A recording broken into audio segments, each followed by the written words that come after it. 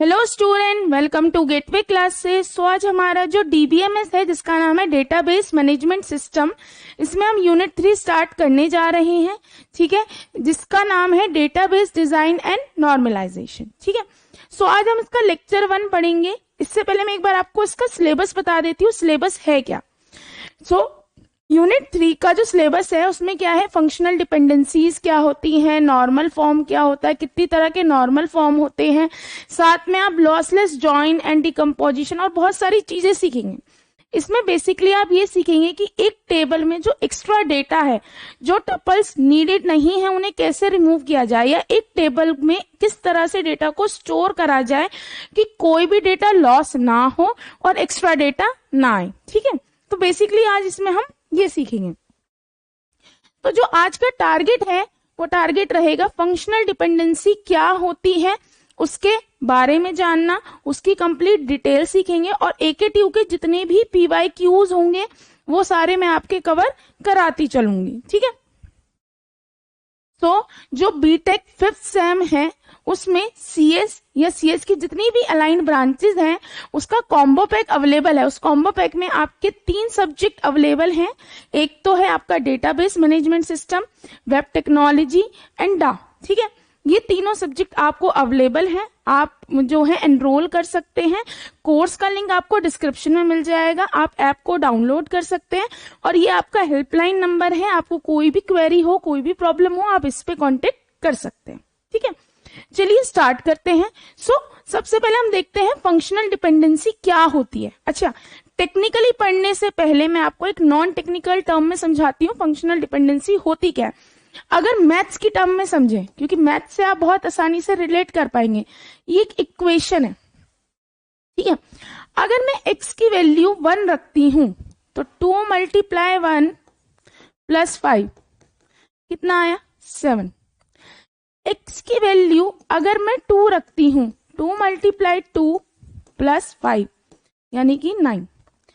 इस इक्वेशन के लिए अगर मैं x की वैल्यू 1 रखूंगी तो fx हमेशा क्या आना चाहिए, 7 ही आएगा। इस इक्वेशन में ऐसा कभी नहीं होगा कि x की वैल्यू 1 रखने पे कुछ और वैल्यू आ जाए। अगर मैं x की वैल्यू 2 रखूंगी तो fx की वैल्यू 9 ही आएगी, हमेशा ही 9 आएगी। ऐसा नहीं होगा कि 9 के अलावा कुछ और आए। यानी कि एक तरह से अगर ये देखा जाए, इसे टेबल की फॉर्म में बनाया जाए, तो जब भी x की वैल्यू 1 होगी वो हमेशा 7 होगा, x की वैल्यू 2 होगी वो हमेशा 9 होगी। यानी कि इस टेबल में जहां भी 1 होगा, कहीं भी अगर 1 लिखा होगा, that must be related to 7। 1 के आगे कभी भी कुछ और नहीं आ सकता। This is similar like functional dependency. अगर ये चीज समझ आ गई मैथ्स की टर्म में, तो अब इसे थोड़ा सा टेक्निकली जाते हैं। फंक्शनल डिपेंडेंसी ये कहता है, मेरे पास एक टेबल है, R नाम की एक टेबल है, उसमें बहुत सारे एट्रीब्यूट है। ठीक है, अब मैं, और फंक्शनल डिपेंडेंसी को रिप्रेजेंट किया जाता है इस एरो से। अब मैं बोलती हूं x फंक्शनली डिटरमाइन कर रहा है y को, कब करेगा, अगर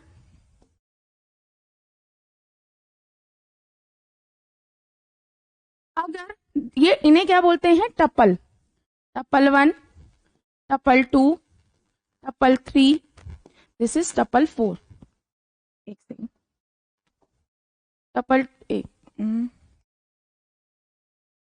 1, टपल 2, टपल 3, टपल 4। अगर 2 टपल्स, देखो हमने 2 एट्रीब्यूट लिए x और y। ठीक है, अब क्या बताओ, tuple 1 of x, tuple 4 of x क्या इक्वल है। टपल रोज को हम क्या बोलते हैं, टपल। टपल 1 ऑफ x क्या है, a, क्या वो इक्वल है टपल 4 ऑफ। अगर 2 टपल का x पोर्शन सेम है तो उनकी y वैल्यू भी सेम होनी चाहिए। ये बोलता है फंक्शनल डिपेंडेंसी। यानी कि अगर a की वैल्यू 1 आ रही है तो पूरे टेबल में जहां भी a होगा वहां पर 1 ही आना चाहिए, कुछ और नहीं आना चाहिए। यही बोलता है फंक्शनल डिपेंडेंसी। यानी कि अगर इसे टेक्निकल टर्म में लिखा जाए, x फंक्शनली डिटरमाइन कर रहा है y को अगर जो tuple of x is equal to tuple 2 of y x, यानी कि दो टपल्स की x की वैल्यू अगर सेम है तो y की वैल्यू भी क्या होनी चाहिए, सेम। यानी कि जैसे यहां पे देखा टपल 1 और टपल 4 में x की वैल्यू सेम है, तो रिजल्ट में क्या आना चाहिए था कि टपल 1 की जो y की वैल्यू है वो टपल 4 के y की वैल्यू के इक्वल होनी चाहिए। अब इसको अगर थोड़ा सा और टेक्निकल टर्म में समझा जाए, अगर एक टेबल है जहां अभी हम प्राइमरी की बात नहीं कर रहे हैं, ये मत सोचना कि मैम प्राइमरी की में टेबल्स में एक प्राइमरी की हम कीज की बात ही नहीं कर रहे हैं। मैंने लिखा एक रोल नंबर, एक है नेम 1 2 3 1 2। अगर मैं 1 के आगे ए लिख रही हूं तो जितनी भी जगह 1 है, अभी उल्टा बात नहीं कर रही हूं, जितनी भी जगह 1 है वहां पे हमेशा ए ही आना चाहिए। एक जगह 2 रोल नंबर पे बी है, एक जगह 2 रोल नंबर पे सी है, दिस इज रॉन्ग। यानी कि अगर tuple 1, this is tuple 1 of roll number attribute का इक्वल है tuple 1 tuple 2 tuple 3 tuple 4 of roll number attribute, अगर ये दोनों सेम हैं तो इधर की वैल्यू भी सेम होनी चाहिए। क्या एक रोल नंबर 1 दो लोगों का सेम हो सकता है? नहीं हो सकता। तो यानी कि ये फंक्शनल डिपेंडेंसी आपको मदद करती है कैंडिडेट की फाइंड आउट करने में।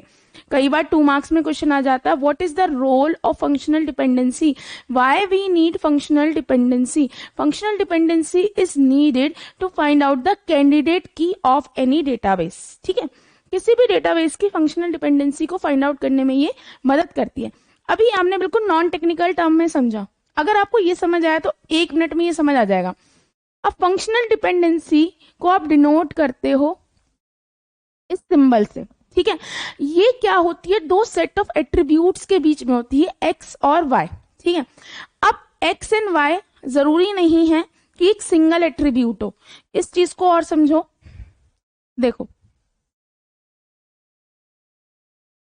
मैंने लिखा ए बी सी। ठीक है, तो ऐसा भी हो सकता है ए भी मिलके फंक्शनली डिटरमाइन कर रहे हो सी को, या बी अकेला मिलके ए सी को डिटरमाइन कर रहा हो। यानी कि X and Y single attribute भी हो सकते हैं, सिंगल कॉलम भी हो सकते हैं और मल्टीपल कॉलम भी हो सकते हैं, ये आपकी मर्जी है। ठीक है, that are the subset of R. R एक टेबल का नाम है। ठीक है, उस टेबल में से कुछ एट्रीब्यूट पिक करे गए, वो सिंगल एक टेबल का सिंगल एट्रीब्यूट भी हो सकता है, मल्टीपल एट्रीब्यूट भी हो सकते हैं। यानी कि मेरे पास एक टेबल दे रखी है, एक्स जो है सपोज सिंगल एक एट्रीब्यूट को भी रिप्रेजेंट कर सकता है, कॉम्बिनेशन को भी रिप्रेजेंट कर सकता है। Specify a constraint on a possible tuple that can form a relation R of R. यानी कि एक्स वाई को फंक्शनली डिटरमाइन करेगा अगर वो एक कंस्ट्रेन लगाएगा। वो कंस्ट्रेन क्या है? कंस्ट्रेन है टपल 1 ऑफ एक्स अगर टपल 2 एक्स के इक्वल है तो टपल 1 ऑफ वाई जो है टपल 2 ऑफ वाई के इक्वल होना ही चाहिए। अब देखो कैसे, यहां पे अगर मैं ये बोलती हूं मेरे पास ए बी, सिर्फ 2 दे रखा, ये मेरा एक टेबल है आर, ए फंक्शनली डिटरमाइन कर रहा है बी को, तो कैसे होगा? मैंने ए बी सी, ओ यहां 5 लिख देते हैं।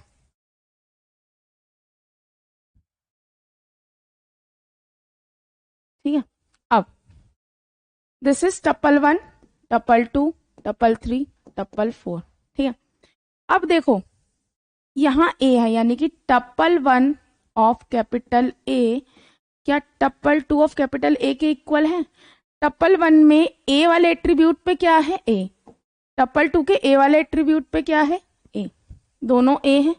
अब अगर ये दोनों इक्वल है, तो ये कहता है जो टपल 2 का बी एट्रीब्यूट है, बी एट्रीब्यूट की वैल्यू क्या है 1, वो दोनों इक्वल होनी ही चाहिए।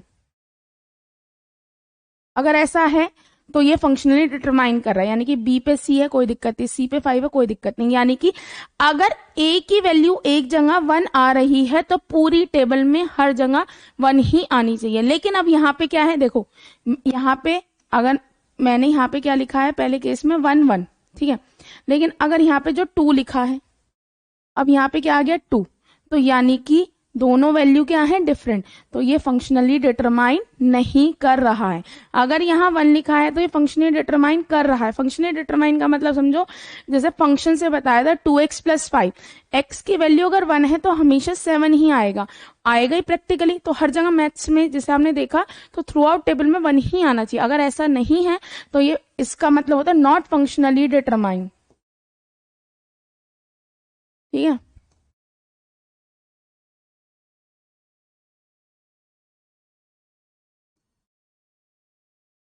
वरना वो फंक्शनली डिटरमाइन करता है।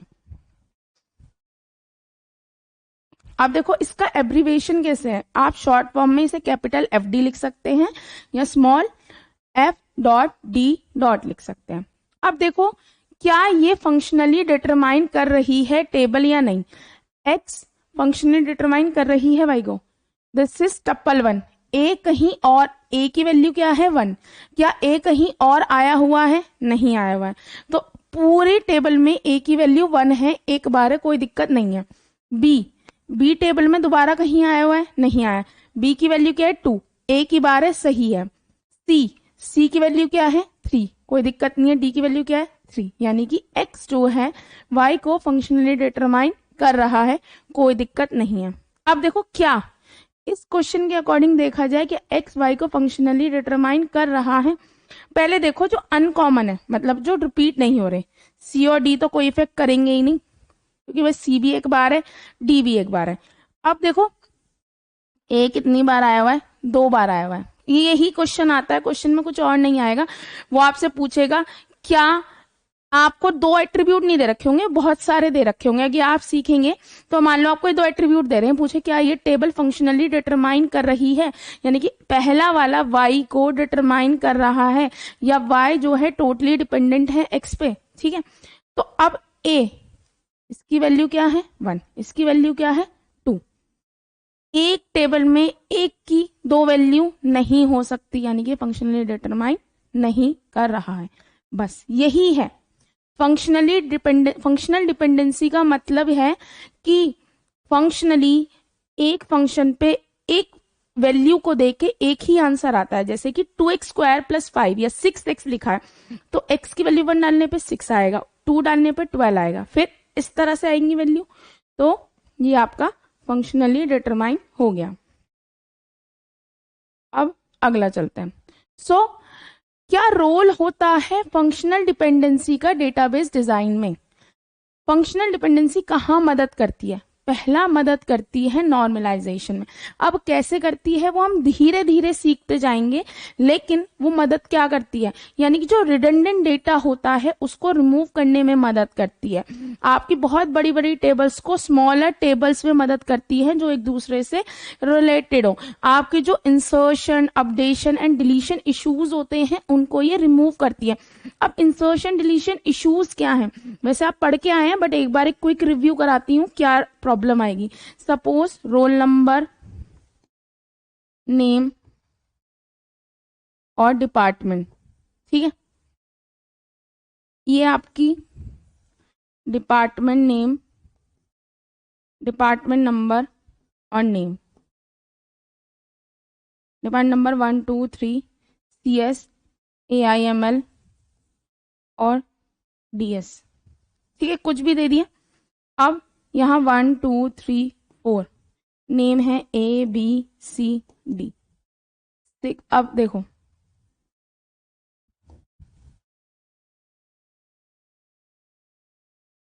वन टू थ्री, देखो अगर मैं यहाँ पे कुछ इंसर्ट करना चाहूं, देखो ये क्या है आपकी प्राइमरी की है, दिस इज योर फॉरेन की वो की होती है जो किसी और प्राइमरी की वैल्यू को पिक कर रही होती है। इस वाली में जो डिपार्टमेंट नाम की फॉरेन की, इसमें सिर्फ वही वैल्यू आ सकती है जो इसके अंदर, आप ऐसे ही कुछ भी इंसर्ट नहीं कर सकते। पहली प्रॉब्लम, इसको ये आगे रिजॉल्व करेगी, कैसे करेगी अभी हम सीखेंगे, लेकिन ये जो प्रॉब्लम है ये इसकी मदद से ही सॉल्व की जाती है। दूसरा, अगर आप यहां से इसको डिलीट कर देते हैं, यानी कि जो मेन की है डिपार्टमेंट नंबर और डिपार्टमेंट नेम में से अगर आप ये डिलीट कर देते हैं तो आपको यहां से भी साइमल्टेनियसली डिलीट करना पड़ेगा। मैंने ऑन डिलीट कास्केड सिखाया था या ऑन डिलीट नल सिखाया था, क्योंकि जैसे कि अगर देखो रोल नंबर नेम, यानी कि 3 रोल नंबर का बच्चा जिसका नेम सी है, वो कौन से डिपार्टमेंट से बिलोंग करता है? 3 डिपार्टमेंट कौन सा? Data science. But data science जैसा कुछ नहीं है तो ये बच्चा भी नहीं होना चाहिए, या यहाँ पे नल आए, कुछ तो चेंज करना पड़ेगा, यानी कि डिलीशन प्रॉब्लम। ऐसे ही अगर मैं यहाँ पे अपडेट करती हूँ 3.1 4.1 तो वो चीज मुझे यहाँ भी अपडेट करनी पड़ेगी। यानी कि नॉर्मली देखा जाए तो डेटाबेस में एक टेबल तो नहीं होती, बहुत सारी टेबल्स होती हैं और अलग अलग टेबल से ही कनेक्शन होता है। मतलब एक ही टेबल में आप सब कुछ तो नहीं कर सकते, तो मल्टीपल टेबल में आप डेटा को स्टोर करते हो और उन्हीं टेबल्स के अकॉर्डिंग आप सारे काम करते हो। ठीक है, तो आपको जो इंसर्शन, डिलीशन या ये जितनी भी एनॉमलीज यानी कि जितनी भी प्रॉब्लम्स हैं, उन प्रॉब्लम्स को सॉल्व करने में मदद करती है फंक्शनल डिपेंडेंसी। अभी आप सीखोगे कैसे, इस यूनिट में आप बस यही सीखोगे कि टेबल्स को स्मॉलर कैसे किया जाए, उनके डेटा को रिजर्व कैसे किया जाए और आपके काम को आसान कैसे करा जाए। ठीक है, तो पहला पॉइंट ये है, ये आपको डिटरमाइन करती है कीज निकालने में। यानी कि जब एक्चुअली में देखो A B tends to D, D tends to B, ये क्या है? एट्रीब्यूट्स हैं आपके टेबल के, है ना। तो ये आपको बता रहा है, फंक्शनल डिपेंडेंसी बताता है कि ए बी मिलके डी को सही से डिटरमाइन करेगा, डी मिलके बी को सही से डिटरमाइन करेगा, यानी कि डी की एक वैल्यू पे एक ही वैल्यू आ रही होगी, डुप्लीकेसी नहीं होगी। तो कहीं ना कहीं ये आपको कैंडिडेट की निकालने में मदद करता है, ये इंश्योर करने में मदद करता है कि अगर इन एट्रीब्यूट्स की मदद से आप जो है अपनी की बनाते हैं तो वो यूनिकली हर एक टपल को यूनिकली आइडेंटिफाई करेगी, कोई दिक्कत नहीं आएगी, आपकी हर टपल में से वही डेटा पिक होगा जो आपको नीडेड होगा। तो इसलिए ये आपको मदद करती है की को डिटरमाइन करने में। अब देखो, अभी आप बोलेंगे मैम कैसे कैसे कैसे कैसे, वो हम जैसे जैसे यूनिट में बढ़ते जाएंगे वो हम सीखते जाएंगे। बट ये कई बार क्वेश्चन आता है कि क्या रोल होता है फंक्शनल डिपेंडेंसी का डेटाबेस डिजाइन में या डेटाबेस की वर्किंग में। ठीक है, अगला क्या होता है? Schema optimisation. ये इंश्योर रखता है कि जो आपके टेबल्स हैं, they ensure an efficient data structure by organizing the data into tables. ये आपको मदद करती है कि जो आपका डेटा है वो आपके टेबल फॉर्म में ऑर्गेनाइज हो, एक्यूरेटली रिफ्लेक्ट हो जो रियल वर्ल्ड की रिलेशनशिप है, बिना अननेसेसरी डुप्लीकेशन के। यानी कि अब रियल वर्ल्ड रिलेशनशिप से क्या मतलब है? मतलब अगर मैं ये लिखती हूं, देखो एक एग्जांपल समझना, SSN name, SSN social security number, एक एम्प्लॉय में आप सीखते आ रहे हो, वो फंक्शनली डिटरमाइन, इसका मतलब है फंक्शनली डिटरमाइन कर रहा है नेम को। यानी कि अगर मैं रोल नंबर 1 लिखूंगी तो उस, या एम्प्लॉय यानी कि SSN नंबर 1 लिखूंगी तो एक ही एम्प्लॉय का नाम मिलेगा पूरी टेबल में कहीं भी, चाहे 1 कितनी बार भी लिखा हुआ मिले। पर अगर 1 के आगे अभिषेक लिखा हुआ है तो पूरी टेबल में 1 के आगे अभिषेक ही लिखा हुआ मिलेगा थ्रू आउट टेबल। यानी कि ये आपकी स्कीमा को ऑप्टिमाइज करती है, अननेसेसरी डुप्लीकेशन को रिमूव करने में मदद करती है, या आपको पता लगाने में मदद करती है कि कैंडिडेट की कौन सी है या किन एट्रीब्यूट की मदद से आपकी डेटा की इंटीग्रिटी भी मेंटेन रहेगी। यानी कि आपका डेटा कंसिस्टेंट रहे, आपका डेटा जो है अलाइन रहे, आप जो है इररेलेवेंट डेटा को रिमूव ना कर दे, मतलब ऐसा डेटा रिमूव ना कर दे जिससे आपका पूरे डेटा की कंसिस्टेंसी बिगड़ जाए। ठीक है, तो ये कई बार 2 मार्क्स में क्वेश्चन आता है। देखो आगे मैं दिखाऊंगी, AKTU के क्वेश्चन में क्वेश्चन आया हुआ है। और थ्योरेटिकल जब आप सीख जाएंगे, जब लास्ट में सीखेंगे ना, देखो नॉर्मलाइजेशन होता है रिडंडेंट डेटा को रिमूव करना। इसमें first normal form, second normal form, third normal form, BCNF, fourth, fifth, इतनी पढ़नी होती है। जॉइन, लॉसलेस जॉइन, ठीक है, ये सारी चीजें पढ़ोगे तो आपको इनके एग्जैक्ट रीजन पता चल जाएंगे कैसे कैसे ये मदद करती है। ठीक है, अब देखो ये आपके क्वेश्चन है क्या ये फंक्शनली डिटरमाइन कर, ये एक आपको टेबल गिवन होगी जिसका नाम है टीच। इसके अंदर 3 एट्रीब्यूट दे रखे हैं, टीचर, कोर्स, टेक्स्ट। आप कहेंगे मैम अभी आपने बताया नहीं प्राइमरी की कौन सी है। अभी हम प्राइमरी की का कंसेप्ट लेके ही नहीं चल रहे, क्योंकि अभी हम सीखेंगे कि फंक्शन, अभी तक आपने सीखा कीज क्या होती हैं भाई, प्राइमरी की, सेकेंडरी की, सैरोगेट की, है ना, आपने नाम सुना, बट कैसे निकालते हैं वो हम इसकी मदद से निकालते हैं। तो अभी हम समझ के चल रहे हैं कि हमें कीज सिर्फ सुना है, अंडरलाइन इसलिए मैंने कहीं नहीं किया है। इसके अंदर teacher, course and text 3 attributes हैं, ये आपके टप्पल है, T1, T2, T3, T4। ठीक है, इनमें क्या दे रखी है, वैल्यूज दे रखी है। अब आपसे क्वेश्चन आएगा which of the following fulfil the functional dependency rule, या इनमें से कौन कौन से फंक्शनली डिटरमाइन हो रहे हैं। पहला क्या है, टेक्स्ट से कोर्स, यानी कि अगर बी 2 बार आया हुआ है तो सेम ही वैल्यू आनी चाहिए, डिफरेंट वैल्यू नहीं है। बी पे क्या वैल्यू है, ds, कहीं और बी दिख रहा है नहीं, तो यानी कि 1 बार है। एच कहीं 2 बार दिख रहा है नहीं दिख रहा, 1 वैल्यू है, सही है। XC दोबारा दिख रहा है नहीं। Z यानी कि टेक्स्ट जो है यूनिकली डिटरमाइन कर रहा है, फंक्शनली डिटरमाइन कर रहा है कोर्स को, सही है। अगला क्या है, टीचर कोर्स। अब देखो टीचर कोर्स, अब देखो यहीं से कैंसिल हो गया, स्मिथ, यानी कि देखो मेरा टप्पल 1 और tuple 2, tuple 1 of teacher equal to tuple 2 of teacher. Teacher attribute का टप्पल 1 और टप्पल 2 क्या है, सेम है, यानी कि वो क्या है, स्मिथ। ये दोनों तो सेम है, बट जो उसकी वैल्यू है कोर्स की वो डिफरेंट है, एक बार डीएस है, एक बार डिस्क्रीट मैथ है, तो यानी कि ये दोनों क्या हो गए, डिफरेंट, यानी कि फंक्शनली डिटरमाइन नहीं कर रहा है। आप कहेंगे मैम नीचे तो हॉल पे कंपाइलर है, ब्राउन पे डीएस है, कोई दिक्कत नहीं है। अब देखो, अब एक क्वेश्चन, स्मिथ पे 2 वैल्यू आ रही, ये 2 वैल्यू आ रही है, इससे हमें कोई फर्क नहीं पड़ता। देखो हमें क्या देखना है, उल्टा नहीं देखना, टीचर से कोर्स देखना है। अगर ये लाइन नहीं होती, मैं मान के चलती हूँ ये चीज थी ही नहीं, सिर्फ ये 3 थे, तो ये फंक्शनली डिटरमाइन करेगा। आप कहेंगे मैम कैसे कर रहा है, स्मिथ। अब देखो ऐसा हो सकता है ना, एक क्लास में 10 बच्चे हों जो सेम ही कोर्स पढ़ रहे हो, सपोज मैं हूं, कोई और फैकल्टी है, तो दोनों फैकल्टी जो हैं डिफरेंट सेम सब्जेक्ट पढ़ा सकते हैं, बट यहाँ पे क्या है, स्मिथ नाम का कोई और बंदा नहीं है जो डीएस पढ़ा रहा है, यही है। अब ब्राउन नाम का एक और बंदा जो डीएस पढ़ा रहा है, लेकिन स्मिथ के आगे कुछ और नहीं है, इसलिए ये फंक्शनली डिटरमाइन करेगा, यानी कि इस पे कोई और वैल्यू नहीं होनी चाहिए। यानी कि अगर स्मिथ पे डीएस है तो थ्रू आउट स्मिथ पे डीएस हो, चाहे डीएस किसी और पे भी हो, कोई दिक्कत नहीं है। ठीक है, अब ऐसे समझो कि अगर मुझे सपोज रेड पेन अलॉटेड है तो थ्रू आउट रेड पेन ही मुझे अलॉटेड है, पर किसी और को भी अलॉटेड हो मुझे कोई दिक्कत नहीं है, पर मुझे अगर रेड पेन मिला है तो मेरे कहीं और रेड का ब्लू नहीं होना चाहिए। या जैसे मेरा सरनेम राजवंशी है तो सारे डॉक्यूमेंट में राजवंशी ही होना चाहिए, कुछ और नहीं होना चाहिए।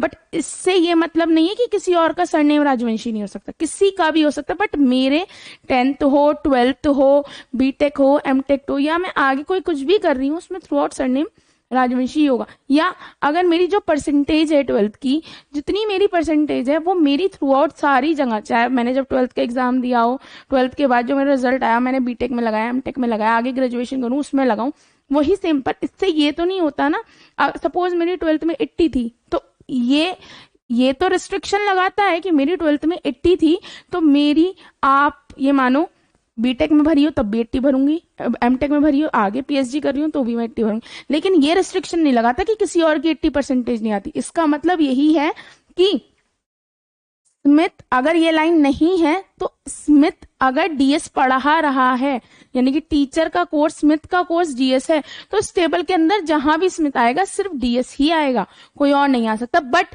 इससे ये रिस्ट्रिक्शन नहीं लगाता कि डीएस कोई और नहीं पढ़ा, कोई और भी पढ़ा सकता है, बट स्मिथ डीएस के अलावा कुछ और ना पढ़ाए, तो इसी वजह से ये फंक्शनली डिटरमाइन नहीं करेगा। अब क्या है, text course, text teacher, BB Smith, H Smith, X Hall, Z Smith. अब देखो यहां पे समझो, बीबी स्मिथ यानी कि बीबी के बीबी एक टपल है, कोई और अवेलेबल है बीबी नहीं, एच एच कहीं और अवेलेबल नहीं, एक्स सी अवेलेबल है, जेड जेड नहीं। अगला क्या है, कोर्स टेक्स्ट, कोर्स से टेक्स्ट। अब देखो डिफरेंट वाले तो कभी प्रॉब्लम करते ही नहीं, सेम एक जगह डीएस पे बीबी है, एक जगह डीएस पे जेड जेड है, तो यानी कि ये नहीं डिटरमाइन करता फंक्शनली।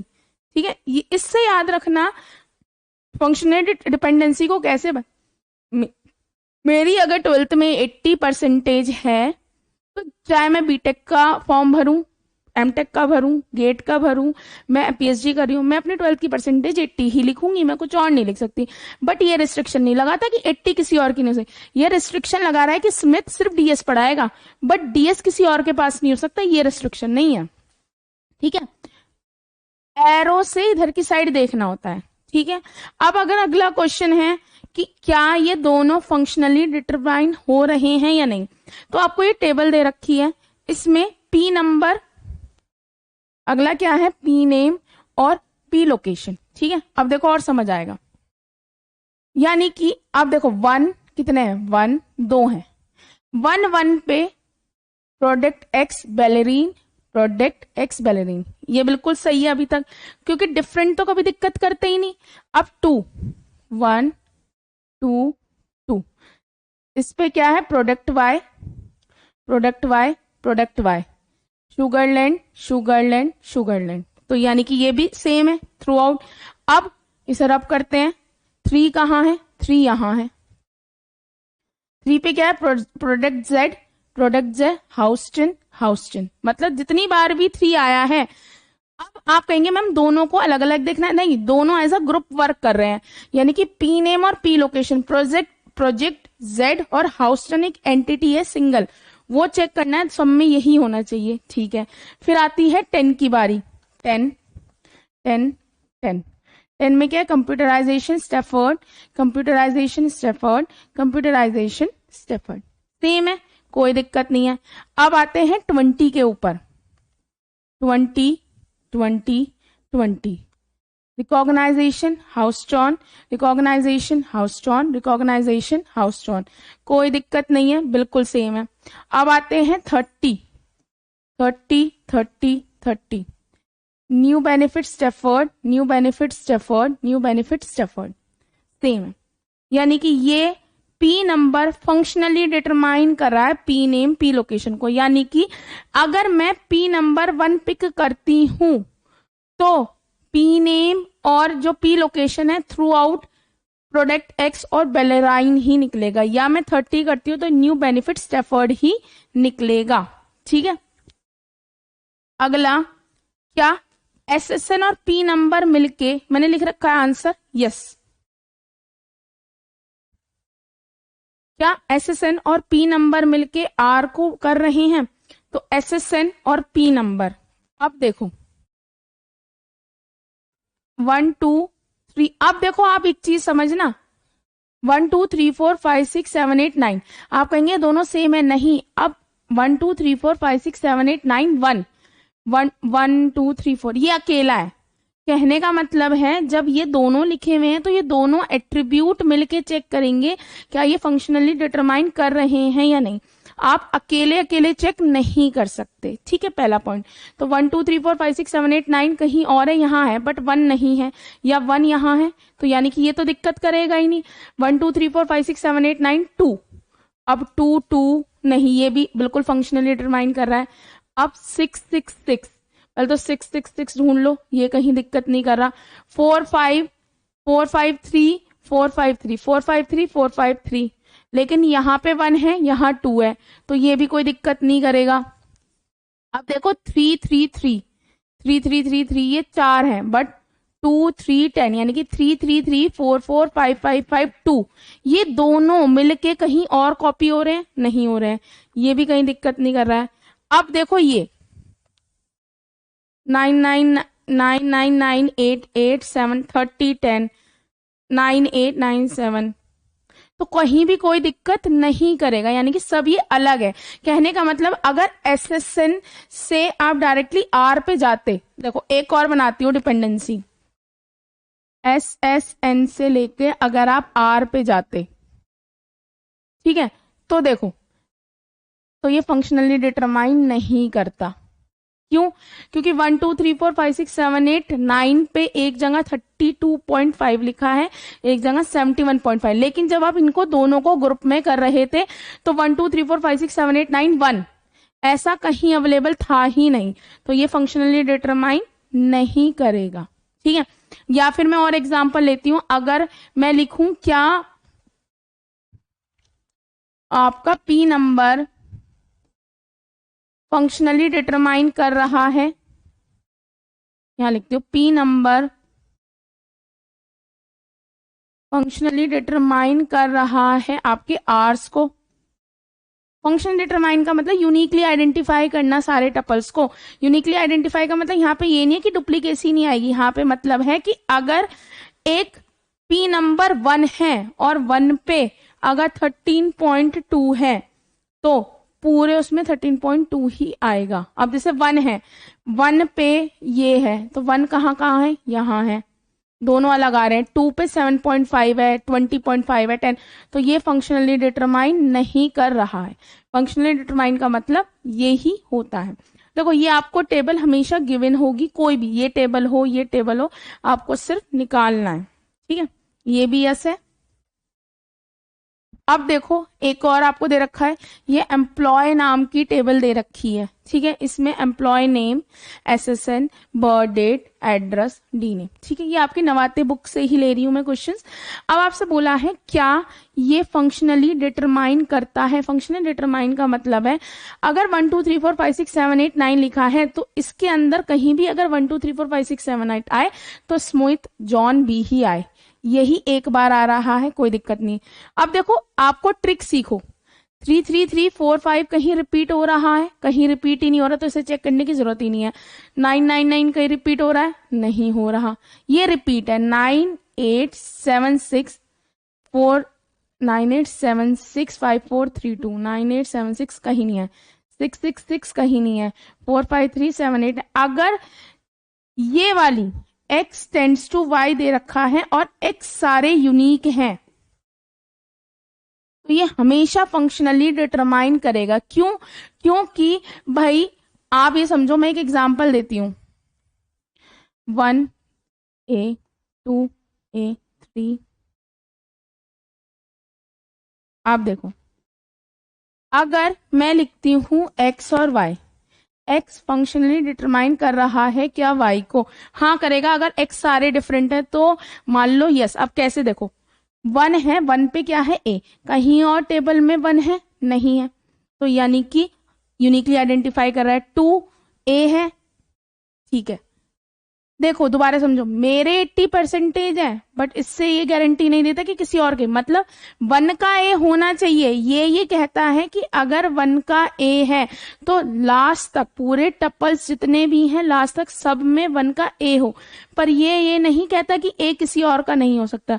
2 का a है, कहीं और टेबल में 2 है नहीं, 3 का c है, ठीक है, 4 का आंसर 5 है, कहीं और है नहीं। तो जहां पे अगर शॉर्ट ट्रिक क्या है, अगर जो x है, x हमेशा जो इधर की साइड लिखा हुआ है वो यूनिक है तो आपकी टेबल जो है यूनिकली आइडेंटिफाई करेगी, फंक्शनली डिटरमाइन करेगी। ठीक है, चलो तो अब हम कुछ क्वेश्चन करते हैं। आपको ये टेबल दे रखी है, ठीक है, ये शॉर्ट ट्रिक्स भी सिखाऊंगी। आपको ये टेबल दे रखी है, which of the following satisfy the functional dependency. ठीक है, ये आपको क्वेश्चन मिलेगा, ये कई बार 7 मार्क्स में भी आ जाता है और कई बार 2 मार्क्स, मतलब ये दोनों तरह से आता है। क्योंकि क्वेश्चन आप देखोगे ज्यादा कुछ नहीं है, सिर्फ बात है लॉजिक की कि आपको कितना समझ आता है। ठीक है, चलो अब क्या लिखा है, ए फंक्शनली डिटरमाइन करता है किसको, BC को, यानी कि ABC। ठीक है, पहले तो देखो सेम कौन कौन से हैं, ये है ये है ये है। अब ये देखना ए पे क्या है, 2 3, तो थ्रू आउट ए पे 2 3 ही होना चाहिए, कुछ और नहीं होना। ए पे ए जितनी बार भी आया है 2 3 है, इससे कोई फर्क नहीं कर रहा, तो ये क्या है मेरा फंक्शनली डिटरमाइन हो रहा है। ठीक है, अब अगला आता है DE। DE tends to C, यानी कि 4 5, देखो जो डुप्लीकेट है वही प्रॉब्लम करते हैं। 4 5 पे हमेशा क्या आ रहा है 3, 6 5 पे हमेशा क्या आ रहा है 3। देखो 4 5 पे 3 आ रहा है, इसका मतलब है जहां भी 4 5 आएगा वहां 3 आना चाहिए, बट 3 किसी और का नहीं हो सकता, ये प्रॉब्लम नहीं है, ये अलाउ है कि 3 किसी और का भी हो सकता है। तो ये भी है, तो इस पे भी लिख दो यस, इस पे भी लिख दो यस। फंक्शनली डिटरमाइन कर रहा है, फंक्शनल डिपेंडेंसी सेटिस्फाई हो रही है। अगला क्या है C टेंड्स टू DE, यानी कि C टेंड्स टू DE।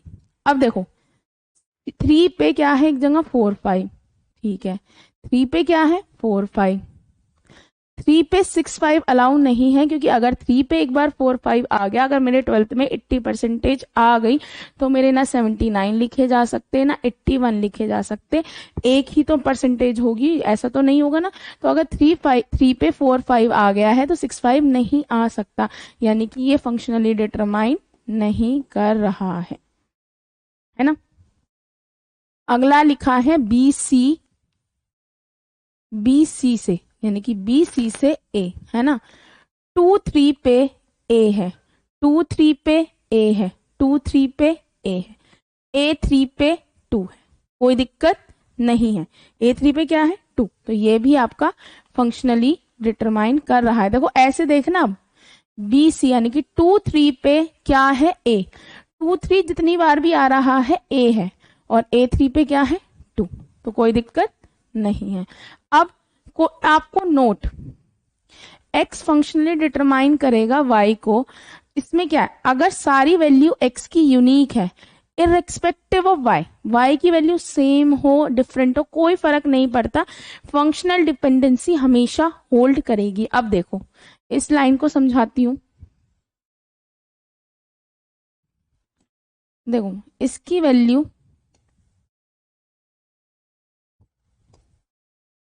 अगर x की वैल्यू यूनिक है तो y की वैल्यू सेम हो डिफरेंट हो कोई फर्क नहीं पड़ता, हमेशा x जो है फंक्शनल डिटरमाइन करेगा y को। देखो 1 की वैल्यू a है ना, पूरे उसमें 1 एक ही बार आया है, तो 1 की वैल्यू हमेशा a है, कोई प्रॉब्लम नहीं है। अब 2 की वैल्यू a हो उससे कोई फर्क नहीं पड़ता। अच्छा एक चीज बताओ, ऐसे समझो, अगर मैं कहती हूँ 5, मुझे 5 आंसर चाहिए, तो क्या मैं ऐसे लिख सकती हूँ, ऐसे भी 5 आएगा, क्या मैं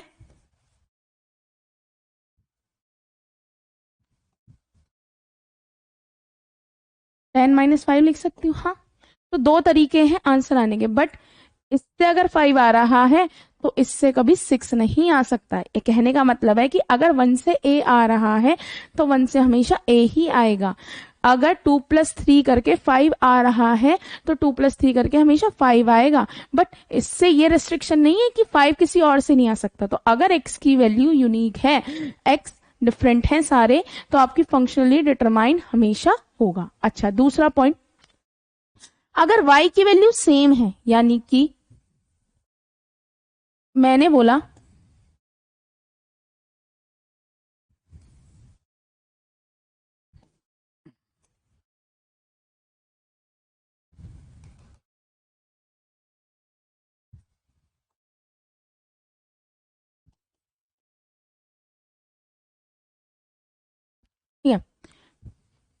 दिस इज ऑल्सो 2, अगर y की वैल्यू सेम है, मतलब y 2 2 2, ये 2 ही है, थ्रू आउट 2 है, तो कोई फर्क नहीं पड़ता x से। अब देखो अगर मैं देखूं ये a की वैल्यू सेम है तो आंसर 2 आ रहा है, b डिफरेंट है तो 2 है, c मतलब या तो x की वैल्यू आपकी सारी क्या हो डिफरेंट हो तो आपका फंक्शनल डिटरमाइन होगा, आपको चेक करने की जरूरत नहीं है, या जो y है जो इधर की साइड है वो सारे सेम हो तो भी फंक्शनल डिटरमाइन करता है। ठीक है, इसे बोलते हैं फंक्शनल डिपेंडेंसी। अब देखो एक पॉइंट जो आपको पता होना चाहिए, x फंक्शन डिटरमाइन करता है y को। जो y कंपोनेंट होता है of a tuple in R depend और determine by the value of x। इस लाइन का मतलब होता है जो y है एक रिलेशनशिप में, रिलेशनशिप मतलब एक कंस्ट्रेंट, आप लिखते हो SSN नेम, इसका मतलब होता है SSN फंक्शनली डिटरमाइन कर रहा है नेम को, यानी कि SSN की अगर आप वैल्यू डालोगे तो नेम आपको मिलेगा, 1 डालोगे तो प्रज्ञा मिलेगा, तो थ्रू आउट 1 डालने पे प्रज्ञा ही मिलेगा, ठीक है। यानी कि जो y की वैल्यू है वो x जो है डिटरमाइन करता है। Alternative the value x component tuple uniquely और functionally determine the value of y component. इस लाइन का मतलब है, या तो आप ऐसे बोल लो x जो है फंक्शनली डिटरमाइन या यूनिकली डिटरमाइन करता है y की वैल्यू को, या बोल सकते हैं जो y की वैल्यू है वो आपको मिलेगी, गेट होगी, प्राप्त होगी किसके थ्रू, x के थ्रू, ठीक है। ये मतलब होता है इस लाइन का, ठीक है। दोबारा देख लो, the y component of tuple in R depend on और determine by the value of x component.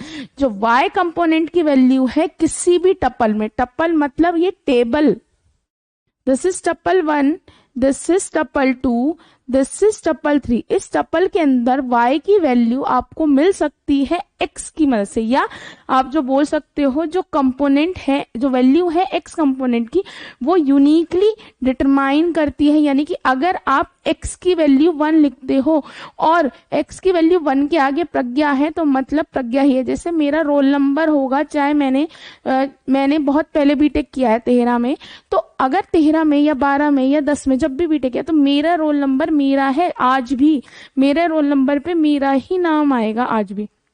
ऐसा नहीं है कि भाई मैं बीटेक पास आउट कर चुकी हूं तो वो रोल नंबर किसी और को अवेल हो जाए, अगर वो मेरे नाम पे अलॉटेड है तो वो थ्रू आउट मेरे नाम पे रहेगा, आज से 10 साल बाद भी, आज से 20 साल बाद भी, ठीक है।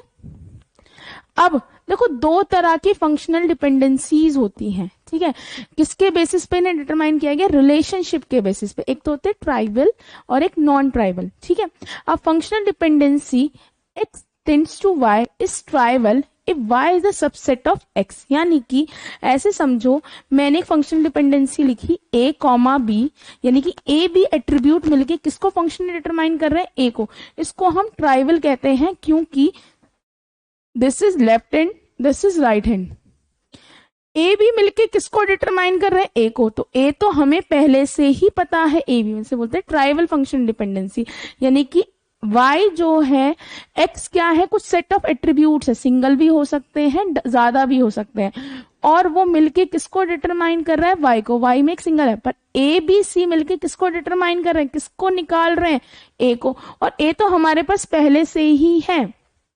अगर मैं बोलूं कि मैं जो है मतलब मैं ऐसे बोलूं कि मैं जो है बैठे बैठे ही सारा काम, मतलब इसको थोड़ा सा ऐसे समझ सकते हैं कि मैं कोई काम बैठे बैठे ही कर रही हूँ, वहीं बैठे ही खा रही हूँ, मतलब जो चीज आपके पास ऑलरेडी अवेलेबल है उससे ही आप कुछ और निकाल रहे हो जो है आपके पास, मतलब आपके पास होते हुए भी आप उसी चीज को निकाल रहे हो, उसको हम बोलते हैं tribal. This means the dependent attribute y और already the part of determinant x, यानी कि x ही तो y को निकाल रहा है, यानी कि a b c he a को निकाल रहा है। आप जिस चीज को निकाल रहे हो वो चीज आपके पास पहले से ही प्रेजेंट होती है, तो उस तरह की फंक्शनल डिपेंडेंसीज को हम जो है ट्राइबल फंक्शनल डिपेंडेंसीज कहते हैं, क्योंकि ये कोई न्यू इन्फॉर्मेशन प्रोवाइड नहीं करती। अगर मैं बोलूं कि मैं रोल नंबर और देखो ऐसे समझो, अगर मैं क्लास और नेम को एक साथ लूं तो मैं किसी के मार्क्स बता सकती हूँ कि भाई क्लास में सपोज 3 क्लास है, class A, class B, class C. अब ऐसा हो सकता है क्लास में कई सारी प्रज्ञा हूं, मतलब एक क्लास में कोई प्रज्ञा नहीं है पर तीनों सेक्शन में 3 प्रज्ञा है, तो मैं अगर बोलती हूँ क्लास ए प्रज्ञा तो वो सेक्शन ए की जो प्रज्ञा होगी उसकी इन्फॉर्मेशन होगी। अगर बोलते हैं क्लास बी प्रज्ञा तो क्लास बी की जो बच्चा होगा उसकी, या बोलते क्लास सी। यानी कि अगर आप 2 एट्रीब्यूट को मिलके कोई न्यू इन्फॉर्मेशन फाइंड आउट कर सको तो उसे बोलते हैं नॉन ट्राइबल। लेकिन अगर मैं बोलूं मैं क्लास ए प्रज्ञा से प्रज्ञा को ही फाइंड आउट कर रही हूँ, बस प्रज्ञा की इन्फॉर्मेशन ही प्रज्ञा, तो जो चीज मेरे पास पहले से ही अवेलेबल है अगर मैं उसको ही फाइंड आउट करूं तो उसे बोलते हैं ट्राइबल। लेकिन अगर आप कोई न्यू इन्फॉर्मेशन फाइंड आउट कर लो, यानी कि x फंक्शनली डिटरमाइन कर रहा है y को, अगर वो नॉन ट्राइबल होगा, मतलब कब होगा, जब y जो है सबसेट नहीं होगा x का, यानी कि कोई न्यू इन्फॉर्मेशन मिलेगी। ए बी एट्रीब्यूट मिलके किसको फंक्शन डिटरमाइन कर रहे हैं, डी को। यानी कि अगर मैं लिखती हूं, मेरे पास एक टेबल है ए बी, यानी कि अगर 10 लिखती हूं तो मेरे को ई ही मिलेगा पूरे उसमें। तो जब आपको कोई न्यू इंफॉर्मेशन मिलती है तब आप जो है नॉन ट्राइवल फंक्शनल डिपेंडेंसी के बारे में बात करें। Here dependency implies the Y depends only on X without being the part of giving information about the relationship. ठीक है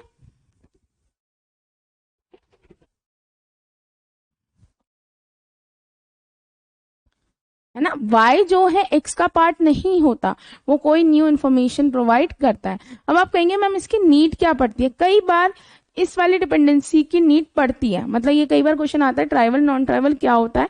अब आप धीरे धीरे सीखेंगे तो कई जगह हमें डिपेंडेंसी की नीड पड़ती है। ठीक है, अब आपको ये 2 क्वेश्चन दे रखे हैं, दोनों क्वेश्चंस को हम करते हैं कि इनमें से कौन सी फंक्शनल डिपेंडेंसी जो है सेटिस्फाई हो रही है, कौन सी नहीं हो रही है। ठीक है, ये क्वेश्चंस आपके आते हैं और मतलब 7 मार्क्स में भी आ जाते हैं। देखो ये वेरी करता है, डायरेक्टली 7 मार्क्स का तो ये क्वेश्चन नहीं है, लेकिन फंक्शनल डिपेंडेंसी अगर आप सीख जाओगे तो ये 7 मार्क्स में व्हाट इज फंक्शनल डिपेंडेंसी और एक ये दे देंगे। थ्योरी में आप क्या लिखोगे, वो थोड़ा सा कि अगर एक एट्रीब्यूट के टपल सेम है तो उसका जिसको फंक्शन डिटरमाइन कर रहा है वो सेम होना चाहिए। एग्जाम्पल लिख दो, बाद में न्यूमेरिकल पे ही मार्क्स मिलेंगे आपको। ठीक है, अब क्या लिखा है, X Y tends to Z, यानी कि अब मैं इसके आगे 1 4 कहीं है नहीं, 1 4 1 5 1 6 1 2 आपको चेक करने की जरूरत नहीं है।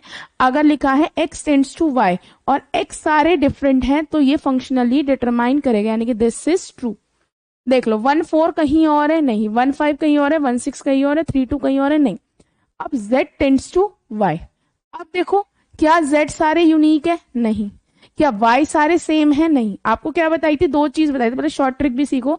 अगर x सारे डिफरेंट है, x आर डिफरेंट, तो चेक करने की जरूरत नहीं है, वो फंक्शनल डिटरमाइन करेगा। या y सारे सेम है तो भी फंक्शनल डिटरमाइन करेगा। क्या अब जो इधर है वो x की तरह रिप्रेजेंट कर रहा है और ये y, क्या ये सारे सेम है, डिफरेंट है, नहीं। ये सारे सेम है, नहीं। अब देखो सेम है, 2 पे मुझे क्या मिल रहा है 4, इस 2 पे मुझे क्या मिल रहा है 2, एक जगह 2 पे 4 मिल रहा है, एक जगह 2 पे 2 मिल रहा है, तो ये क्या है फॉल्स। तो ये फंक्शन डिटरमाइन नहीं कर रहा। देखो इस 3 पे एक जगह 5 मिल रहा है, इस 3 पे एक जगह 6 मिल रहा है, तो ट्रू और फॉल्स, आंसर इज फॉल्स। ठीक है, अगला है Y Z X, Y Z X. अब देखो 4 2 5 6 6 2 2 2 तीनों डिफरेंट है, यानी कि ये तो ट्रू है। अब देखो अगर आप सीखो 4 2 पे 1 है, 4 2 कहीं और है, 5 3 कहीं और है, 6 3 कहीं और है, 2 2 कहीं और है, नहीं। अब क्या है, y से z, 4 5 6 2 सारे डिफरेंट है, true, answer is true. Functionally determine, x सारे डिफरेंट है मतलब फंक्शनली डिटरमाइन कर रहा है। ठीक है, ये आपको देखना है। अब अगला चलते हैं, y z से x, ये तो लिखा हुआ है y z से x, यानी कि ये ट्रू है, ये आपको लिखा हुआ है, यहीं पे भी निकाला है। अब अगला क्या है, x से z। देखो ये 3 सेम है, 1 पे 2 है, 1 पे 3 है, 1 पे 3 है, या 2 और 3 दो कैसे हो सकते हैं, तो यानी कि कंडीशन क्या हो गई फॉल्स, तो आंसर क्या आएगा false। अब X Z tends to Y, X Z tends to Y. अब देखो मैं इसे लिख देती हूं ताकि x की वैल्यू कितनी है 1 1 1 3, z की वैल्यू कितनी है 2 3 3 2 4 5 6 2। X Z tends to Y, देखो 1 2 डिफरेंट है, कोई दिक्कत नहीं। 1 3 पे एक बार 5 है, एक बार 6 है। देखो 1 3 पे एक बार 5 है, 6 है, यानी कि कंडीशन क्या हो गई फॉल्स। ठीक है, क्योंकि 1 3 पे या तो 5 आ सकता है, 6, दोनों सेम नहीं होंगे। अगला क्या है, y tends to z, y tends to z। अब देखो 4 5 6 2 ऑल आर डिफरेंट। चेक करने की जरूरत ही नहीं, या तो ये सारे डिफरेंट हो या ये सेम हो, यानी कि ट्रू। आप कहेंगे मैम ये ट्रू फॉल्स, इनके बीच में एंड लग रहा है, एंड का मतलब ये दोनों ही फंक्शनली डिटरमाइन होने चाहिए तभी आंसर ट्रू आएगा, वरना आंसर क्या आएगा, फॉल्स आएगा। ठीक है, अब y टेंड्स टू z। अब देखो ये आप पे है कि आपको कैसे, अच्छा हाँ सॉरी, ये फॉल्स है तो ये भी तो फॉल्स आएगा क्योंकि दोनों ट्रू होने चाहिए ना। ठीक है, अब ऐसे ही अगला देखते हैं। देखो शॉर्ट ट्रिक से करोगे तो आसान रहता है, बिना शॉर्ट ट्रिक के करोगे तो भी कोई दिक्कत नहीं है। अब देखो शॉर्ट ट्रिक से सीखो, पहले a टेंड्स टू b, क्या सारे नहीं, अब चेक करना पड़ता है। देखो सेम को पिक करो, 3 3, एक 5 एक 7 है, 1 1 2 एक 4 है, यानी कि ये तो है ही नहीं। बी सी से ए, 2 4 5 4 7 2 4 3, सारे डिफरेंट है, सेम तो है ही नहीं भाई। आप ग्रुप में देखो 2 4 के दोबारा कहीं आ रहा है, 5 4 के दोबारा कहीं आ रहा है, 7 2 कहीं दोबारा आ रहा है, 4 2 दोबारा आ रहा है। अब ये मत देखना 2 दोबारा आ रहा है, देखो अगर 2 4 दोबारा आ रहा होता और यहाँ 6 होता तब प्रॉब्लम थी, 2 4 एक बार ही आ रहा है।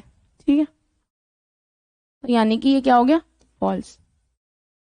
क्यों हो गया, क्योंकि दोनों ही ट्रू होने चाहिए थे। ठीक है, अब अगला आपका क्या है, सी ए। देखो 4 4 पे एक बार 1 आ रहा है, एक बार 3 आ रहा है, 2 पे पहली बात तो आगे चेक करने की जरूरत नहीं है, पहले एक पे ही गलत होना चाहिए, दोबारा चेक करने की जरूरत ही नहीं है। 4 4 4 पे एक बार 1 आ रहा है, एक बार 3, यानी कि कंडीशन क्या हो गई, फॉल्स। सी ए यानी कि 4 1 पे क्या है, 2। देखो इसको मैं यहां पे बना देती हूँ,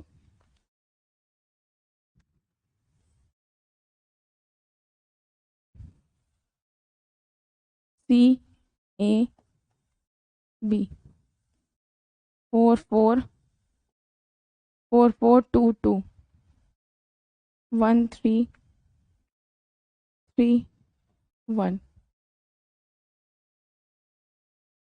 2 5 7 4। ठीक है, अब उसने क्या बोला, सी ए। देखो 4 1 पे 2, 4 3 पे 5, 2 3 पे 7, 2 1 पे 4, कोई दिक्कत नहीं है, ये ट्रू आ गया। सी ए पे B, C A function determine कर रहा है बी को, बट दोनों ट्रू होने चाहिए, तो कंडीशन क्या हो गई, फॉल्स हो गई। ठीक है, अब अगला है B C. B functionally determine कर रहा है 2 5 7 4, सारे अलग है, चेक करने की जरूरत ही नहीं है। ए बी 1 2 अलग है, 1 2 अलग है, 3 5 अलग है, 3 7 अलग है, 1 4 अलग है, क्योंकि 1 2 कहीं और नहीं आ रहा, 3 5 कहीं और नहीं आ रहा, तो ये ट्रू है, तो ये कंडीशन क्या हो गई, ट्रू। अब A tends to C, A tends to C, 1 1 एक जगह 4 एक जगह 2, 3 पे एक जगह 4 एक जगह 2, मतलब 1 पे अगर 4 आ रहा है तो 1 पे फिर 2 नहीं आना चाहिए, तो ये कंडीशन क्या हो गई, फॉल्स हो गई।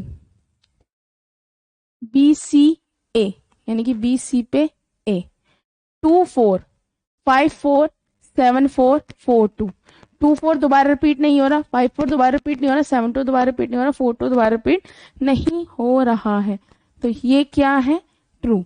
बट एट द एंड आना चाहिए, तो कंडीशन क्या हो गई, फॉल्स हो गई।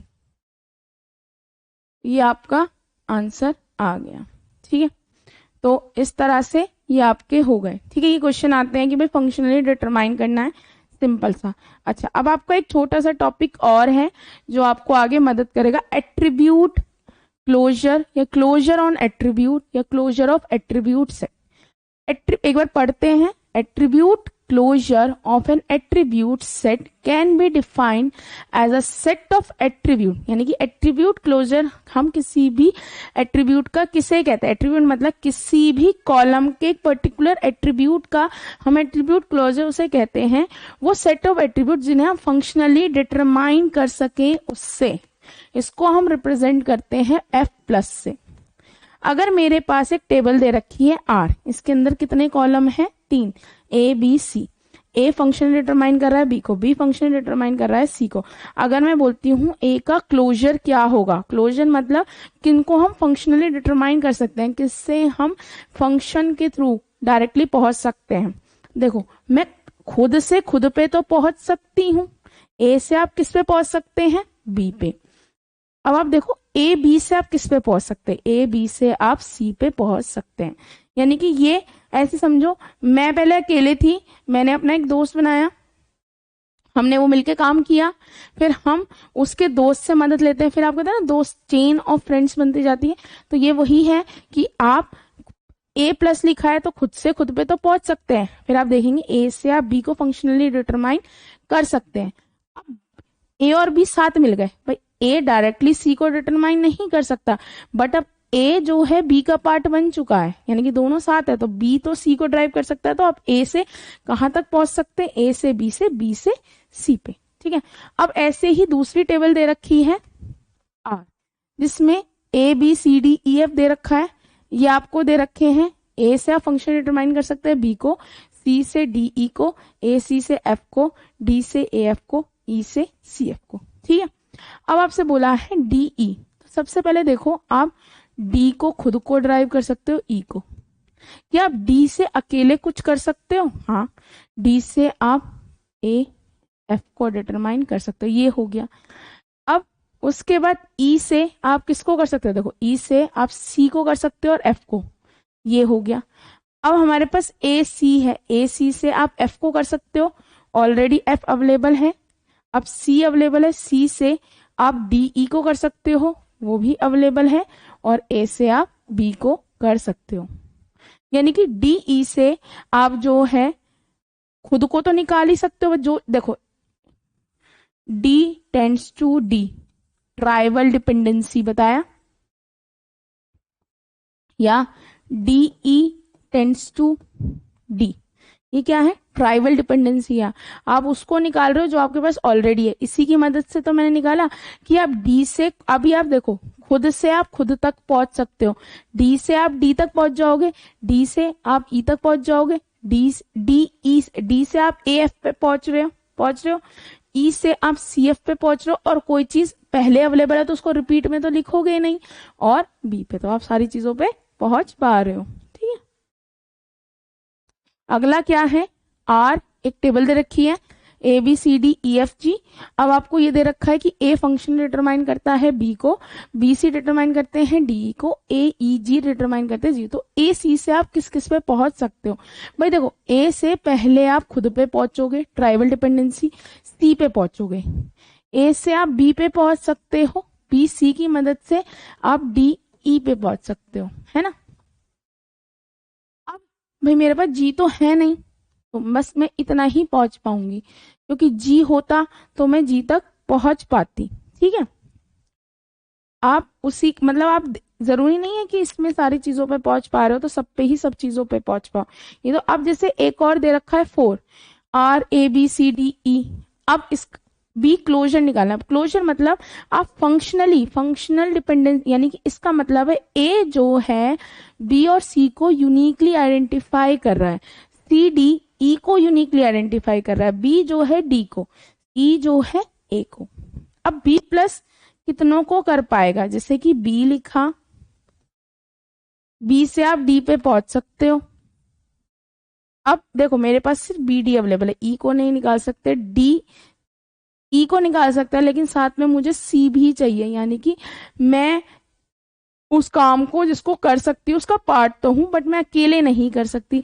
अगर 2 एट्रीब्यूट लिखे हैं सी डी, यानी कि नेम जो है इंफॉर्मेशन दे सकता है बच्चे की, बट एक क्लास में 3-4 प्रज्ञा हैं, तो मुझे उसके साथ उसका या तो बर्थ डेट या फादर नेम, कई बार होता है ना, हम जब बच्चा स्टार्टिंग में आता है कॉलेज में तो उसका रोल नंबर नहीं होता, क्योंकि भाई फर्स्ट सेमेस्टर के बाद ही तो उसका रोल नंबर आएगा, तो उस टाइम पे क्या होता है उसके फादर नेम, क्योंकि सपोज एक क्लास में 10 प्रिंस है, प्रिंस प्रिंस प्रिंस प्रिंस, तो उन 10 प्रिंस को ऐसे तो नहीं रख सकते, उन 10 प्रिंस के साथ आप क्या ऐड करते हो, उसका फादर नेम, कि भाई एक प्रिंस का नाम मोहन, एक प्रिंस का फादर नेम मोहन है, तो यानी कि ये दोनों ही मिलके इससे यूनिकली आइडेंटिफाई करेंगे। अगर मैं बोलूं प्रिंस तो 10 प्रिंस की इंफॉर्मेशन निकल जाएगी और आपको कंफ्यूज जाएगा कौन से के बारे में।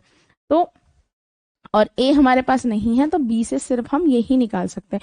क्लोजर का मतलब है कि किन एट्रीब्यूट्स को आप निकाल सकते हो, किन के डेटा को गैदर कर सकते हो। अगर मेरे पास एक एट्रीब्यूट, अगर मेरे पास नेम है, तो क्या मैं कितने एट्रीब्यूट को फाइंड आउट कर सकती हूँ? हो सकता है मैं सबको फाइंड आउट कर सकूं, और हो सकता है मैं किसी को भी फाइंड आउट ना कर सकूं। तो ये टेबल टू टेबल डिपेंड करता है। ठीक है, तो ये क्वेश्चंस आए हुए हैं कि फंक्शनल डिपेंडेंसी क्या होती है, डेटाबेस डिजाइन में इसका क्या रोल है, या इन्फेरेंस रूल क्या है फंक्शनल डिपेंडेंसी के। जो इन्फेरेंस रूल है वो हम नेक्स्ट लेक्चर में पढ़ेंगे। ठीक है, ये इसका पार्ट था तो मैंने यही बता दिया। We will teach this on next lecture. Functional dependency क्या होती है, trivial and non trivial functional dependency क्या होती है। कई बार क्वेश्चन आ जाता है कि कोई भी पर्टिकुलर क्वेश्चन दे रखा होगा, वो क्वेश्चन फंक्शनली डिटरमाइन कर रहा है या नहीं।